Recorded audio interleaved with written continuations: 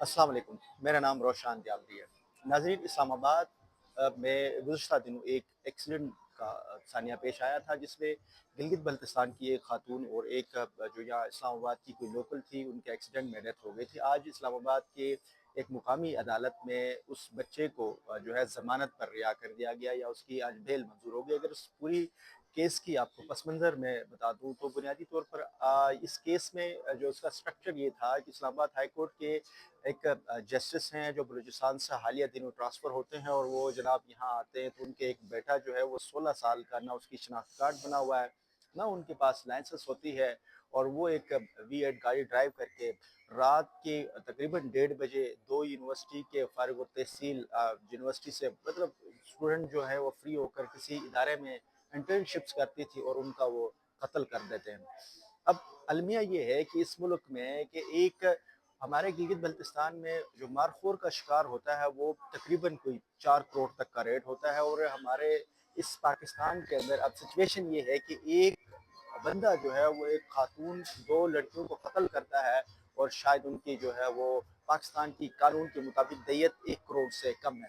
अब ऐसे में अगर हम ये अंदाज़ा कर लें कि आज एक हफ्ता होने से कबल ही उस पूरे केस का सिनेरियो ही बदल जाता है, और उस केस का जो है वो एक ज़मानत हो जाती है। उसके पीछे जो ज़राए हमें ये बता रही है कि इस्लामाबाद हाई कोर्ट के जस्टिस आज वो अपनी फैमिली समेत उनके घरों में पहुंचे, वहाँ पर उनके ऊपर मुख्तलिफ़ किस्म की, आप समझते हैं किस तरह के प्रेशर्स आज कल रियासत की तरफ से डाले जाते हैं, उनके साथ मुख्तलिफ़ बातें की गई, जिसके बाद एक हफ्ता यानी कि 4 दिन के जिस्मानी रिमांड के बाद उस बच्चे को एक दिन भी जेल जाने नहीं दिया गया। आज दिन को 4 बजे जब अदालत का मुकर्रर वक्त ख़त्म हुआ था, तमाम वकला को कहा गया छुट्टियां हो गई हैं।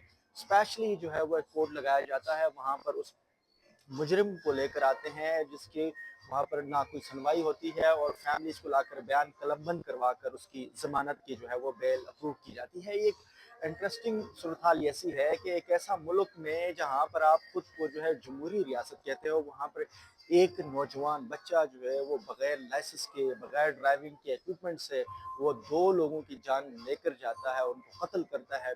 और उस कत्ल के बाद की सूरत हाल ये है कि उस कत्ल के मुजरिम को एक दिन के लिए जेल नहीं होती है, वो थाने में 4 दिन तक जिन जुरिडिक्शन के अंदर रहता है, वहाँ पर उस पर किसी किस्म की कोई जो है VIP प्रोटोकॉल में रखा जाता है, किसी को मतलब आम लोगों की तरह उसको नहीं रखा जाता, सारी जो फैसिलिटीज उसको दी जाती है।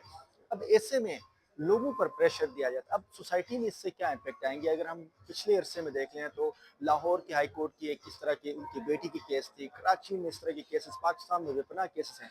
लेकिन सरमाएदारों में इस मुल्क में जो इंसानों की कीमत है वो एक जानवर, एक आप समझ लें कि गिलगित बल्तिस्तान के अंदर जो मारखोर की रेट से भी कम पर यहाँ पर बंदों का कत्ल किया जाता।